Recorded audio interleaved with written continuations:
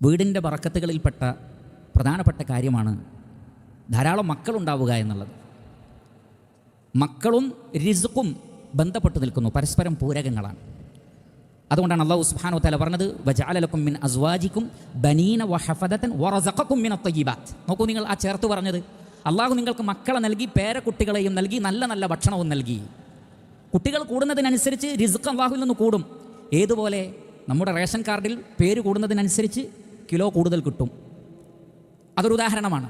അതേപോലെ തന്നെ റഹ്മാനായ റബ്ബ് കൂടുതൽ മക്കളുണ്ടെങ്കിൽ കൂടുതൽ റിസ്ഖ് തരും എന്നാണ് പറയുന്നത്, അല്ലാതെ കുറച്ച് കളയും എന്നല്ല. പലരും ധരിച്ചത് കുട്ടികൾ കൂടിയാൽ അള്ളാഹു 2-3 കുട്ടികൾക്കുള്ള റിസ്ക്കേ നമുക്ക് തരൂ, 5 കുട്ടികൾ ഉണ്ടായാൽ പിന്നെ പട്ടിണിയാണ് എന്നാരോ പറഞ്ഞു പറ്റിച്ചിരിക്കുന്നു. അങ്ങനെയല്ല, ധാരാളം മക്കളുണ്ടാവട്ടെ. പലരും കല്യാണം കഴിച്ച് മക്കളുണ്ടാകാൻ ശ്രമിക്കുന്നില്ല, അതും തെറ്റാണ്. ഉലമാക്കൾ പറയുന്നത്, ഒരാൾക്ക് നല്ല ഒരു കൃഷിഭൂമിയുണ്ട്, അത് നല്ല വിളവ് നൽകുന്നതുമാണ്, പക്ഷേ അയാൾ കൃഷി ചെയ്യുന്നില്ലെങ്കിലോ അയാൾ അധിക്ഷേപാർഹനാണ്. അതേപോലെ തന്നെയാണ് ഇണകളുടെ കാര്യം. ഖുർആൻ ഉപയോഗിച്ച പദം എന്താണ്? നിസാഉക്കും ഹർസുൽ ലക്കും.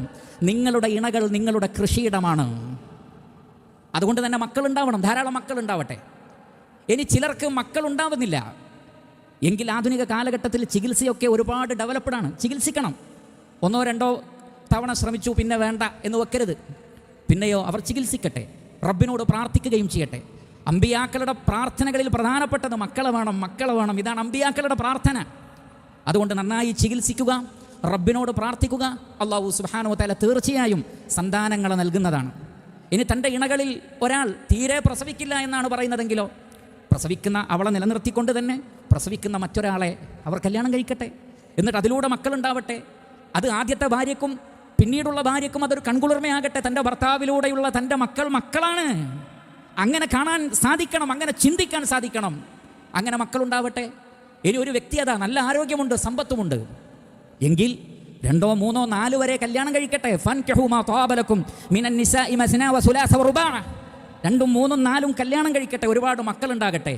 മഹാനായ ഉമർ ഇബ്നുൽ ഖത്താബ് റളിയല്ലാഹു അൻഹു പറഞ്ഞൊരു വാചകമുണ്ട്. അദ്ദേഹം പറയാണ്, മാ അതസവ്വജു ഇല്ലാ ലി അജ്ലിൽ വലദി. ഞാൻ കല്യാണം കഴിക്കുന്നത് തന്നെ മക്കളുണ്ടാവാനാണ്, മക്കൾ വേണം, ഞാൻ അതിനാണ് കല്യാണം കഴിക്കുന്നത് എന്ന് മഹാനായ ഉമർ ഇബ്നുൽ ഖത്താബ് റളിയല്ലാഹു അൻഹു പറഞ്ഞത് കാണാൻ സാധിക്കും. അങ്ങനെ ധാരാളം മക്കളുണ്ടാവുക, അവരൊക്കെ തൗഹീദുള്ളവരാക്കി വളർത്തുക, നല്ല മനുഷ്യരാക്കി വളർത്തുക, സൊസൈറ്റിക്ക് നന്മയുണ്ടാവുക.